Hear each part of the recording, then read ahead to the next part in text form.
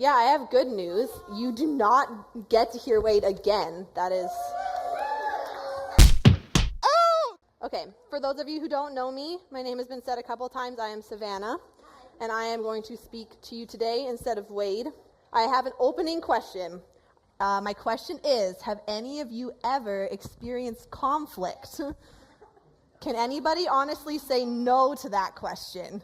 I'm sure all of us are very honest with the fact that we have experienced some sort of conflict in our life. This week earlier, I looked up the word conflict in the dictionary. And so conflict, as defined by the dictionary, is a serious disagreement or clashing with another person. I definitely just looked on the internet. I am not from the 19th century. Excuse me? Sorry. Okay, so this is a conflict, okay? The first thing I kind of wanted to talk to you guys about today was the fight or flight response. Has anyone heard that term before?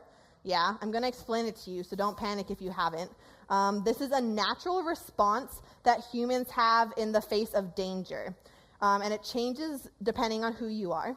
So you'll either be a fighter, so that is you're ready to stay, you're ready to fight out the danger, no matter how scary it is, often at the risk of hurting yourselves or sometimes others.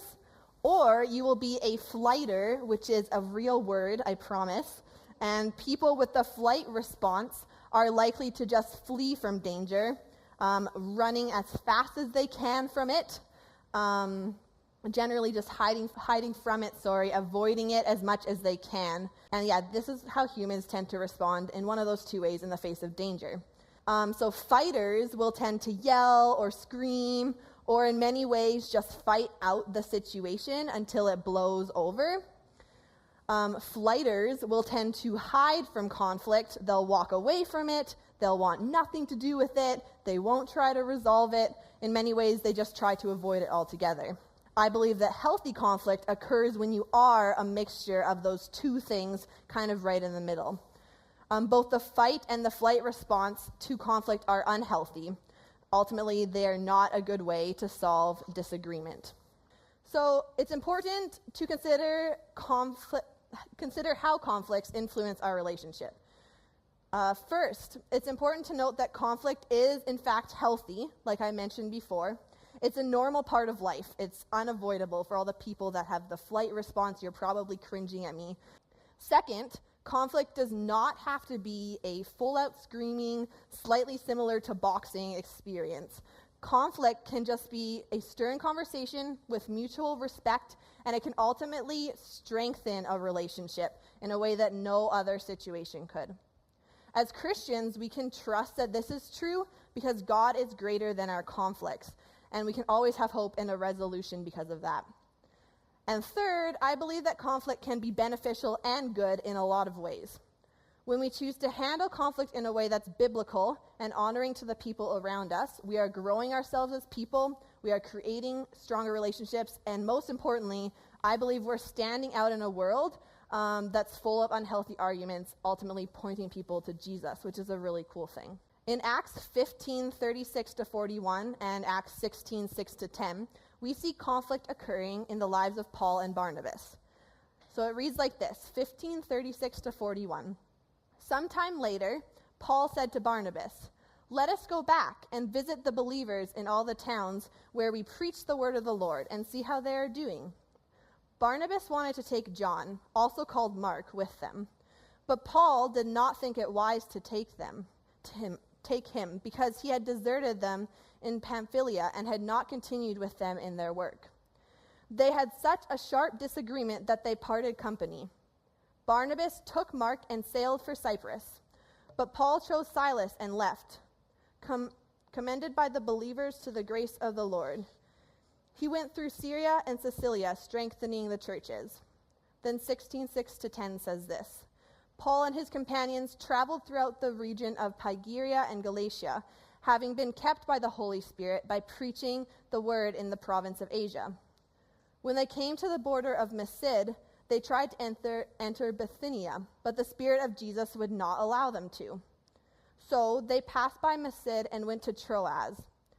During the night, Paul had a vision of a man of Macedonia standing and begging him, "Come over to Macedonia and help us." After Paul had seen this vision, they got ready at once to leave for Macedonia, concluding that God had called them to preach the gospel to them. Barnabas and Paul were talking about their upcoming ministry. They were trying to decide where to go next. They obviously had a disagreement in opinion as to who should be going with them, where they were going to go. Paul wanted to go back to the old churches they had previously been to, saying he wanted to see how they were doing and he wanted to check up on them. Barnabas thought this was a great idea, encouraging the churches that they had previously established. And he wanted to take John, who was apparently also called Mark. Paul, however, was not a fan of that idea whatsoever. He had worked with John before, and the results had not been positive. Barnabas, however, seemed to have high hopes for John and insisted that they take him. This caused them to separate paths, not being able to compromise or come to an agreement. They simply took different people along with them on their missions, and they went to different areas of the globe. In the second half of the passage, we read a story of Paul and the things going on in his life. First, we see Paul is traveling around to different places and spreading the gospel with the different friends he chose to travel with him. We see the traveling missionaries go around to many different places, being stopped by the Spirit of God from entering certain places multiple times as well. This group continues to travel or attempt to travel to many different places and continually seems to be stopped by the Spirit of Jesus. That is, of course, until Paul receives a vision which he interprets to mean that he must travel to Macedonia. So, of course, that's exactly what he does. So, firstly, I see spiritual conflict occurring. This is conflict that I would define as occurring between a person and God. This is often unseen by other people, unless, of course, it is verbalized, you tell it to them. And it's likely present in your heart as you wrestle through different things about God and about his calling on your life, or generally just about your relationship with him.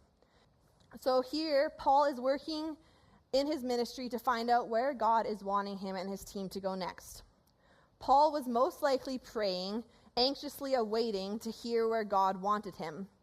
I can imagine Paul just being super confident, marching towards Asia, sure that that is where God wanted him to share the gospel, only to be stopped by the Holy Spirit as he tried to enter. This is something I do know, and that is that we can get through these conflicts by trusting in God, by relying on the fact that his knowledge and plans are better than our own, and by allowing our spirits to be submissive to his and allowing him to work through our lives and through us in many different ways. Secondly, I believe this passage talks about internal conflict. So this is conflict that, again, occurs within a person. This would be like that debate you have in your head about whether or not you want to act a certain way, or whether or not you want to say a certain thing, or whether you want to be friends with a certain person. Internal conflict is obviously not seen by the people around you unless you tell them what you're feeling. And it's something that I can confidently say that everyone in this room has experienced at some point in their life, and maybe even is experiencing right now. In Romans 7, verses 15 to 17, we see Paul struggling with internal conflict when he says, "I do not understand what I do. For what I want to do, I do not do. But what I hate, I do. And if I do what I do not want to do, I agree that the law is good.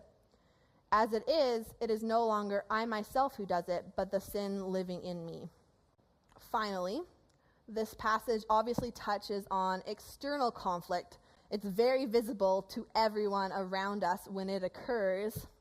And this is the type of conflict I think we most often think of when we think of the word fight or disagreement.